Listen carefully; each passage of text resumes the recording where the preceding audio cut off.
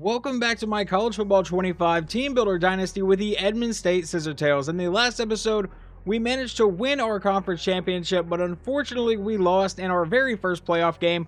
We did get a bye week, but then we would lose to Notre Dame, who you obviously see went on to win the national championship. And it wasn't even really a close game for us. We lost 37-17, but Notre Dame kind of rolled over everybody on their way to a title. So obviously they were a very, very good team this year, despite the fact they did not actually win the Heisman Trophy. And we went over that at the end of the last episode. I went through and looked at all of the national stats, and their quarterback by far had the best passing stats. No idea why he did not win the Heisman Trophy. He beat the other guy by a lot. And I am not going to go over all of the stats again, but here is what Kassim Cashman did, the quarterback for Notre Dame. 4,600 yards, 58 touchdowns, and 4 interceptions. And I know his numbers are going to be a bit more inflated because he played more games. They had 16 games played on the season, but these guys are not even close. This is the guy that ended up in second place. Darren Upshaw, 38 touchdowns and 10 interceptions. And then all the way down here with 32 passing touchdowns and only 3 interceptions, which is really good, is Jason Breeze. He ended up winning the Heisman Trophy. I just really don't agree with that. However, because I went over all of the stats in the last episode, I will just quickly go over the stats and this one. Quarterback Sidney Mock ends with 3,500 yards and 35 touchdowns, but 17 interceptions. The 3,500 yards and 35 touchdowns, along with his completion percentage, are all higher than his last season. But obviously, he threw a lot more interceptions, and I don't even think I threw a ton of those. There were some games where he would come in and throw like 4 interceptions, and it was mostly in simulation. Yeah, it was just a rough season for him, at least in forcing the ball downfield. Against Oklahoma, he threw 4 picks, and yeah, almost had a pick in every single game. But he will be leaving in this offseason because he is a senior, so we will definitely have a new starting quarterback in Season 6. And it very well could be the return of Morgan Eberle. He was our starter a couple years ago. He got hurt, and then I brought in Sidney Mock in the transfer portal, and it was just kind of all over from there. I honestly think this was one of our better seasons running the ball. Running back Shaq Marcus got 1,200 yards and 12 touchdowns. I don't remember what our season high is, but we have not had a lot of 1,000-yard rushers in this series. Sidney Mock runs in for 5 scores, Alex Sermon, our receiver, ran in for 3, and Skylar Lewis got 2 as our power back.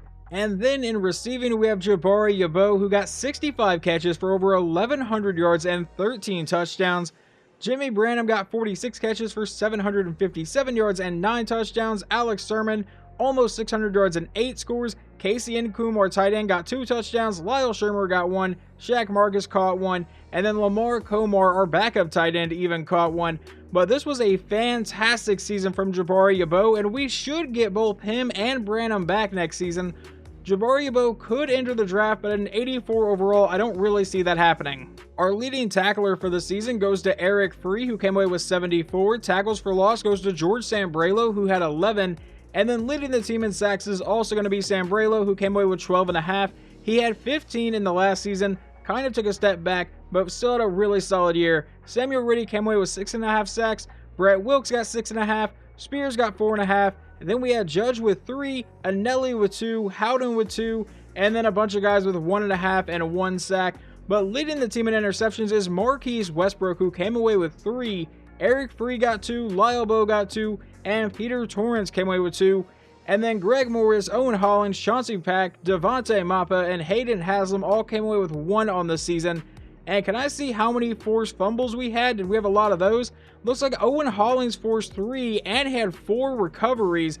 And then George Sambrailo also forced 3. Eric Free only forced 1 but managed to recover 3. Sean Augustine, who has been our kicker for the last 4 years, did not have a good of a season as last year. Only made 77% of his field goals.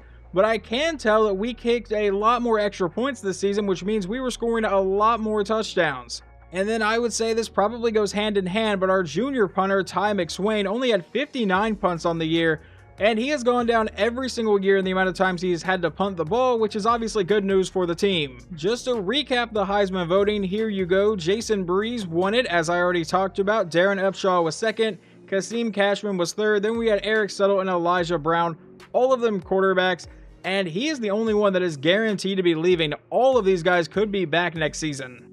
Now, Kassim Cashman did win Player of the Year, and his receiver, Cam Williams, came in second place. Head Coach of the Year goes to Monty Jenkins over at Notre Dame. The best quarterback goes to Kassim Cashman. where in the world is the guy that actually won the Heisman Trophy? He is all the way down here at number 8. That is just absolutely insane. Best defensive player goes to Jaden Parrish, an outside linebacker at Florida State. Best defensive back, oh my god, what was Notre Dame's secondary? I did not have a very good passing day against them, and I think this is probably why. They had 3 guys, the top 3 spots in the Best Defensive Back Award. Best running back goes to Peter Chaney at Notre Dame. Best receiver goes to Cam Williams at Notre Dame. The Lombardi Award goes to Oregon. Then we have the Unitas Golden Arm Award that goes to Elijah Brown. I'm kind of surprised that did also not go to Cashman, who is not even on this list. All right, that's a little bit, okay, it's the best senior quarterback of the year. Honestly didn't know that about the Unitas Golden Arm Award. Then best defensive end goes to Elijah Rushing, a defensive end at Oregon. Best interior lineman goes to Texas. Best tight end goes to Notre Dame. They are taking a lot of awards this year. The Broyles Award goes to a coordinator at Oregon. Notre Dame's offensive coordinator gets second. And then the best linebacker and outside linebacker at Florida State, Jaden Parrish, already won 1 award.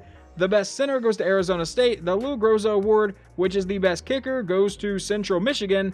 And the best punter goes to Notre Dame. So they apparently still punted the ball quite a bit, or at least when they did, he was very good at it.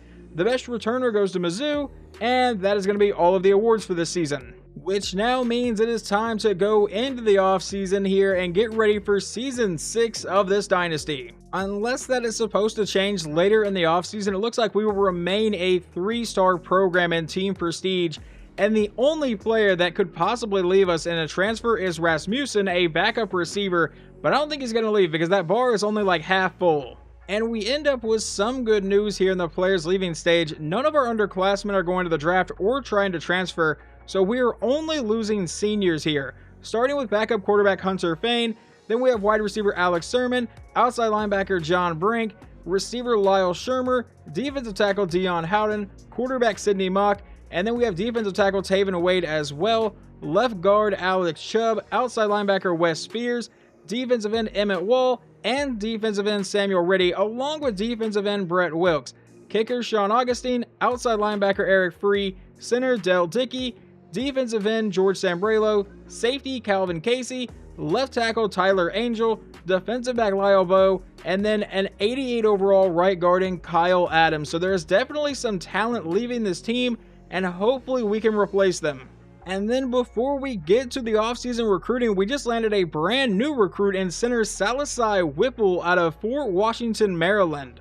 We have only ever had one player get drafted in this dynasty so far. It was our starting running back at the beginning of the dynasty. I think after the second season he went into the draft and got drafted late in the draft. Do we have a second one here? Kyle Adams was pretty highly rated, and he does get drafted into round 7. So an 88 overall guard goes in round 7. So we have our second player from Edmond State going to the NFL. As of right now, there is only one true freshman left on my board. We have managed to sign everybody else so far, and we still have the transfer portal to use. But first, I want to go over the guys we already have committed. We are immediately going to jump over to running back, where we have Soma Fanua, a 4-star gym prospect who's going to come in with 94 speed, 91 acceleration, 89 change of direction. But we also brought in 3-star running back Nick Dingle, who has 91 speed, 91 acceleration, 82 change of direction. I think both of these guys could be pretty solid, but I am really excited to get Fanua. Just in case you really wanted to see wide receiver DeMarcus Otis attributes, here they are. The main thing I'm looking for here is speed, and that is a 93, but also an 80 catch in traffic, 83 spectacular catch, and we are, as of right now, really the only school about to land him. And then we have 3-star Mafu Dog, who is a slower receiver at an 87 speed, but I'm going to hope he can develop into something really good. Now, I can pretty much guarantee there is no relation between these two players, but we did also bring in a new tight end in Johnny Dog, a 3-star out of Oklahoma City, and I really just am hoping that he's another guy that can develop. I cannot see his speed, though. He is listed as a possession tight end, which is one of the things I kind of look for. I like to have a mix at tight end, to be completely honest. I like to have one guy that's kind of fast, a guy that can block, and then a guy that I can just reliably throw the ball to. And then I signed 3 offensive tackles. Dominic Merrick, who is a 3-star gym prospect. Juan Key, another 3-star gym. And then Keenan Cheeks, another 3-star guy. One of these guys has to develop for us, right?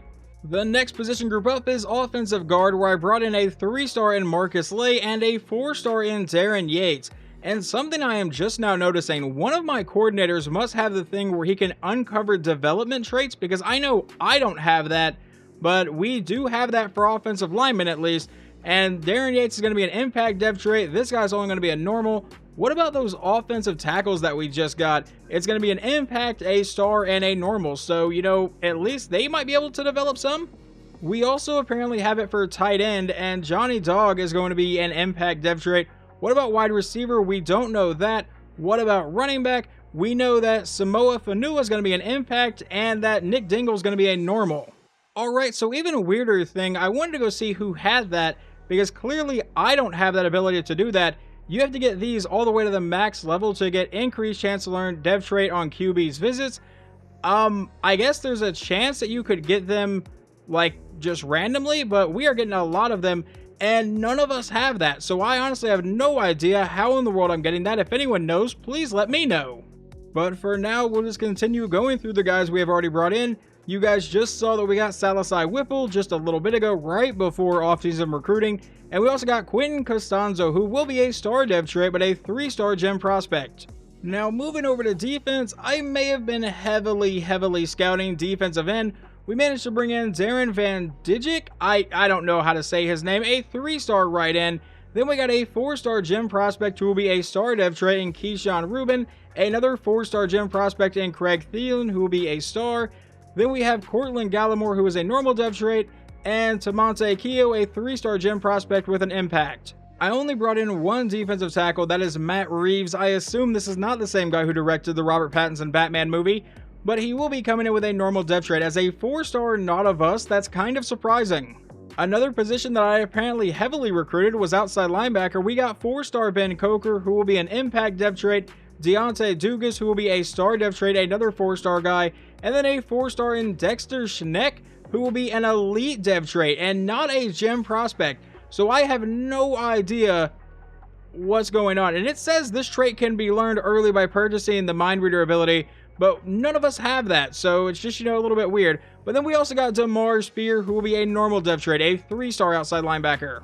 And then I apparently decided not to bring in any middle linebackers, so we jump right to corner where we got Jimmy Moffitt, who will be a 3-star gem prospect coming in as a star dev trait, and then Max Snodgrass, another 3-star gem prospect that will be a star dev trait as well. Over at free safety, I brought in 4-star Xavier Ali, who will come in with an impact dev trait, 87 speed, 78 play rec, maybe a guy that can develop. Hell, he may have to play this year depending how our secondary looks. And then we have kicker David Quick, who is listed as a 3-star bust, but with 93 kick power, 74 kick accuracy, and the mega leg ability.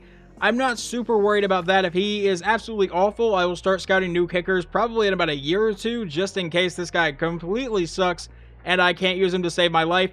But as of right now, this will be our new kicker. But in case you did not notice, I skipped over one position group because I want to go back to it, and that is quarterback, where we landed 5-star gem prospect quarterback Doug Boone, the number 2 quarterback in the country, and he will be coming in with an elite dev trait, 94 throw power, 88 short accuracy, 83 medium. We do not know his deep accuracy right now, but 87 speed, 80 throw under pressure, 85 throw on the run, 88 break sack. I am really excited to get to use this kid, but I honestly don't know if he's going to be redshirted his freshman season or not. I will have to really look at the quarterback position and see where we stand. Looking back at our coaches again, and I still cannot figure out how we were able to uncover dev traits at all.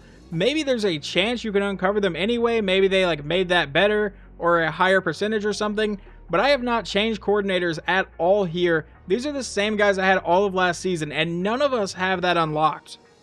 Alright, well now I have gone through and added some guys from the transfer portal, so I have not added any new true freshmen, so I just am going to keep DeMarcus Otis here. I did scout a bunch, but no one really jumped out at me, so now we can move all the way down here and find out the transfer portal guys I am trying to bring in. There were not a lot of highly rated guys that wanted to come here, but we have found a 4-star tight end in Duron Shembo here that may be able to come in and start for us immediately. Defensive tackle Reggie Fleener, another 4-star guy, and then we move down to 3 stars with wide receiver Connor Shields, and then we have outside linebacker Vinny O'Grady, who may honestly end up being our starter because we are not looking good right now at outside linebacker, and I don't think any of those guys I just brought in are going to be ready to start immediately. I would love for them to prove me wrong. And then I'm bringing in a 3-star corner and Doug Morey. Now this guy is a little bit slower, but I kind of intend to move him over to safety because I think he's going to be better there. And now let's see if we land any of those guys here, and no, we do not. DeMarcus Otis is now in his top 3. We are still the only one going after him. I really wish that screen would just stay up a bit longer here. And then we have Shields, Vinny O'Grady, and Doug Morey all going into their top 5. Well, let's see how close everybody is to committing. Wide receiver DeMarcus Otis, we know we are still the only one going after him. All the way down here, Doug Morey, we are leading him over Marshall. We're leading Vinny O'Grady over Liberty. We're leading wide receiver Connor Shields over Liberty as well. And then Reggie Fleener, we are beating out Iowa and Nebraska, who are both kind of pushing for him. But tight end Ron Shimbo. Tennessee is going hard for this guy, so hopefully we can manage to land him. We are bringing him in on a visit along with a few other guys this week, so hopefully he can commit in this week. The only thing that's not really worrying me about Deron Shimbo is if we lose out on him, I don't really think tight end is a necessity. I just think it'd be really cool to have a 4-star tight end, and he's probably already better than most of the guys on our roster. But does he commit? We do get wide receiver DeMarcus Otis, which is good. We do get 4-star tight end Deron Shimbo, and we get 4-star defensive tackle Reggie Fleener, along with 3-star wide receiver Connor Shields, 3-star outside linebacker Vinny O'Grady, and 3-star corner Doug Morey. So that is absolutely everybody. The only other player that I'm going to try to bring in is wide receiver Baraka O'Keen out of Florence, South Carolina. He is a 3-star gym prospect. I do not know his depth trait because I still don't know how I uncovered the other guy's depth trait, but so far no one is going after him. So I'm going to see if I can come in and just kind of take him away. And in the final week of recruiting, that's exactly what we do. So we land one final 3-star player to our team. Overall, I am really excited about this recruiting class. This, I believe, is the biggest recruiting class I've been able to land at 33 players. And in the top classes, we finish at number 13, which obviously is not super high, but it is super high for a CUSA team. We only have one athlete to relocate, and this guy is listed as an agile player. He's supposed to be a center, but as a 3-star player, he comes in at a 58 overall. Are you not supposed to be a center, dude? Can you catch or something? All right, 40 catching. No, we cannot put you at tight end or anything like that. Let's see what positions he's actually good at here. And defensive tackle would be a 66, a 65 overall defensive end, a decent linebacker. You're definitely not a center, and I feel like that was false advertising. What is your block shed? Because if your block shed's okay, we could actually move you over. And apparently Mafu Dog is also going to be completely dog shit because he's a 58 overall. That's awesome to see. All right, maybe I'm not as excited about this recruiting class as I thought I was. It should still be nice to get that 5-star quarterback, though. 74 jumping, so he has that at least. What is your block shed? Impact blocking's an 80, 61 play rec, 73 tackle, 63 block shed, 80 finesse move, though. 73 pursuit. Yeah, I don't think you're a center, dude. I think you should probably be playing somewhere else. You're 6'4", 302 pounds. You know what? For right now, let's go ahead and move you over to defensive tackle where you go up to a 66 overall. At the very beginning of the transfer portal, I said I wanted to recruit Doug Morey to come in and play safety. He is an 80 overall corner, but also an 80 overall safety. Okay, we're probably going to move him over to free safety. That's exactly what we're going to do. And over there, he'll be able to compete for the starting spot with these guys. Honestly, he may not even be able to start because Jerron Carson's only a redshirt sophomore, and he might be able to jump Devontae Mappa. We still have not gotten to the training results point of the offseason yet. Aside from offensive linemen, that was it for the position changes, and now it is time to go in and see how much better everyone got. Alright, it may be kind of tough for freshman quarterback Doug Boone to win the starting spot because Morgan Eberle is up to an 89 overall right now with all of the boosts that we have. 90 throw power, 88 short accuracy, 92 medium, 90 deep accuracy, 98 throw on the run, 89 throw under pressure, 86 break sack, and Nathan Tuttle seems to be a pretty solid backup for him. Obviously, we'll probably have some sort of weird position battle. I will most likely do it off screen. It won't really matter because I simulate a lot anyway, but as of right now, if you told me to pick, it's probably going to be Morgan Eberle. And this was one guy I was excited to see how much better he could get, and that is running back Shaq Marcus. He goes up to an 89 overall, 94 speed still, 98 ball carrier vision, 82 break tackle, 67 trucking, which isn't great, and it looks like Skylar Lewis is probably going to end up being our power back again. He's up to an 85, but so is Evan Foskey, so we should have a really good set of running backs. Not super important here, but our fullback is up to a 78 overall, I guess. This is probably going to be the best wide receiver room we have had in this entire series. Jabari Yavo is an 88 overall, Andy Boswell is an 84, Rasmussen's an 82, Jimmy Branham all the way down here at an 80 overall. We'll see if he can still find his way on the field. And then we have LaRon Way at a 78, Chancey at a 77, and Barry Wolf at a 71. And we will see where our transfer tight end ends up overall wise, but Casey Nkum is up to an 86 overall, and so is Lamar Komar. So both of these guys get a decent jump. Now let's just run along the offensive line. We have a 93 overall left tackle. Warner goes up to an 88 overall. At left guard we have a 94. At center is a 92. Right guard's an 85, and right tackle will be a 94. I have said this, I believe, in every single offseason, but it remains true. This should be the best offensive line we have ever put on the field in this dynasty. Now, along the defensive line, we get an 82 overall in Kenya Vickerson. At right end, we get an 86 overall in Jesus Anelli. This will be his first season getting to start.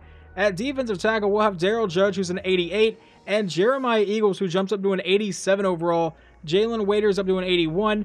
Now, moving over to outside linebacker, we have Demario Scooby, who is a 78. At middle linebacker, George Ragnow just had a massive jump. A redshirt freshman, Owen Hollings, was our starter last season, and this guy got redshirted, and apparently that was for the better because he is now by far our best middle linebacker. At right outside linebacker, we get an 85 overall into Sean Mangold, so we will see where Vinny O'Grady, our transfer outside linebacker, ends up. Over at corner, Greg Morris will be a 93 overall, Peter Torrance will be an 88, Chauncey Pack is an 87, Garrison Cohen's an 85, Marquise Westbrook's an 83, and then we have Denbo at a 77 and Little at a 74. We should have a pretty solid cornerback room because Greg Morris has 99 man coverage, Torrance has 92, Pack has 88, and Cohen has 95. And for zone coverage, they're all pretty decently rated too, except Peter Torrance only a 72 in zone coverage. Well, do y'all remember that transfer corner that I just brought in that I wanted to move over to free safety so he could actually get some playing time? I don't know how much playing time he's going to get because redshirt freshman Nolan Pounds just jumped up to an 85 overall and is now higher rated than Devontae Mappa, who was our starting safety all of last season. And Pounds is going to have higher awareness, play rec, man coverage is not that good, but how often are safeties in man coverage? And then zone coverage is a 78, so it's a little bit lower, but I really like his development. And the final position on defense is strong safety. Carl Wicks goes up to an 86 overall, Haslam goes up to an 83, and Manuel goes up to a 79. Now, as we take a look at the top-rated players on the team, I really like to see that most of them are offensive linemen. As a matter of fact, our entire offensive line is up here. A left guard, a right tackle, center, and another right tackle. And then we have a guard down here at Whitaker. So obviously our right guard is going to be a bit lower rated, but we probably will just be able to throw our backup left guard over there and be just fine. Now, I was hoping I wouldn't have to cut too many players, but apparently I over-recruited by a bit, so I get to cut 13 guys this offseason, and that's going to really suck. For whatever reason, whenever I was looking at the team needs, I thought it said I only had like 87 guys here, and I guess that was completely wrong. The first guy getting cut is going to be Esteban Crescelius because he is a 73 overall redshirt freshman surrounded by two other redshirt freshmen here, and he's listed as a receiving back despite the fact that the two elusive backs around him have one guy is the same exact catch rating, the other guy is 1 point lower, so Esteban Crescelius, you are getting cut. The next guy getting cut is going to be Leo McCutcheon, a backup right tackle. The reason he's getting cut is because we just brought in 3 new guys. One of them is only 1 point lower than him, and it looks like Jamichael Burrow will get to start over him once the time actually comes to replace our starting right tackle. So McCutcheon, you are getting cut. This guy has been on the team for a while, but Enrique Celestin, I think you have finally been passed up here, a 72 overall with a redshirt freshman, the same exact overall as you. So Celestin, you are the next one gone. Another player getting cut is going to be Traylon Little, a 71 overall with 90 speed. He only has 71 man coverage. His zone coverage is not that good as well, so he is the next one gone. And I don't really think I need to be thinking too much on this cut. Tavarius Eason, a backup safety, a 74 overall. Xavier Ali is going to come in as the same exact rating as you, so you are getting cut. And after my very first sweep of the roster, there are still 8 guys we have to get rid of. I really hate this stage, and I really should stop over-recruiting. I really feel like we have way too many running backs on the roster, and as much as I don't want to cut Elijah Butts, I think I'm going to have to. 1, it's a funny name because I'm a 14-year-old at heart, but 2, he's just lower rated than Marco Gee, and I really don't see any reason to keep him around. Now, you may be thinking he should probably cut some of these receivers, but I am going to try to keep all of these guys on the roster just because these are all 3 redshirt juniors, and I think it's going to take a couple years for some of these guys to develop. If I end up cutting any of them, it's probably going to be Barry Wolf. We're going to circle back around to the defensive side of the ball now, and Larry Kenyon, you are getting cut at a 69 overall with only 60 block shed. Yeah, you're not going to cut it here. Tommy Jewell would have probably gotten to keep his roster spot if Ragnow had not had this kind of a jump, but as of right now, they are both redshirt freshmen. I would have a year to recruit a new middle linebacker to back up Ragnow, so Tommy Jewell is getting cut. Another player that I really don't want to cut, but I don't think I can make room for on this team is safety Jerron Carson. I understand I could probably also cut Devontae Mappa because he is a little bit older into his redshirt junior year, but I know that Mappa can actually play in this defense in simulation should something happen to our other safeties, so Jerron Carson, you are gone. Circling back around the roster, and it looks like Logan Parmel is going to be the next guy to get cut, a 72 overall. Mangold's already up to an 81, he's only a year ahead of him, and we have 2 outside linebackers coming in that are already a higher rating. I have tried and tried to avoid this, but it is just not going to happen. There is not going to be roster space for wide receiver Barry Wolf, so he is getting cut. We are also going to let redshirt senior Oscar Almodovar go because he's a 79 overall as a redshirt senior. He's definitely not going to find the field. And then having a fullback is nice and all, but I really never use them. So Elijah Freeze, who I believe I moved over from tight end to fullback, I could be wrong there, but we're going to let him go because I feel like one of the backup tight ends can probably just fill in at fullback like I had done the first few seasons. Now, there will be a little bit of change going on with the conferences here. We have won the CUSA in back-to-back seasons. I feel like if we do another season there, it's going to kind of just be domination. I could be completely wrong, but we will not be staying in the CUSA. The first thing I want to do is add a couple teams to the CUSA to make up for the 2 teams that I will be taking out of this conference. And both of these new teams will be coming from the Sun Belt Conference. The first one is going to be Marshall because they went 12-2 last year. They have a 77 overall team. And then the other one is going to be Troy, who actually ended up winning the Sun Belt last year. So these will be the 2 teams heading over to the CUSA. Now back to the CUSA, where will we be heading and who will we be taking? Well, I feel like one of our biggest rivalries so far in this dynasty has been between us and the Liberty Flames. So us and Liberty are both going to be heading to a brand new conference. And that new conference is going to be the Big 12. So we up the Big 12 to 18 total teams, which is the same amount as the Big 10 right now. So the Big 12 looking to add a little bit more talent against Edmond State and Liberty. Well, this is not the schedule I had in mind for us because we don't have any conference games until week 10. So I really don't know how that's going to play out, and I feel like that's a little bit broken. I've tried to regenerate the schedule, and it really does nothing here because I can click it again to show you guys. It regenerates, and we get these like 4 conference games, and that is it. And the rest looks like an independent schedule. That is just really odd, and there's definitely something wrong. Obviously, I broke something by changing conferences. Hopefully that fixes in the next season, but I don't think there's anything I can do about it this year. So kind of the middle ground I decided was to give us a nearly entire Power 5 schedule. So we have Kentucky, and then at Florida, a home game against Oklahoma, at California. I did add Jacksonville State just because we, played them every single season so far. Figured we can get at least one G5 team in here. And then we are at Miami, a home game against Mizzou, a bye week, and then at Arkansas. And then we enter Big 12 play for these 4 games to take on Arizona State, Baylor, Arizona, and Liberty. Don't know exactly what I'm supposed to do there. And I don't know if everybody is going to have these schedules or not.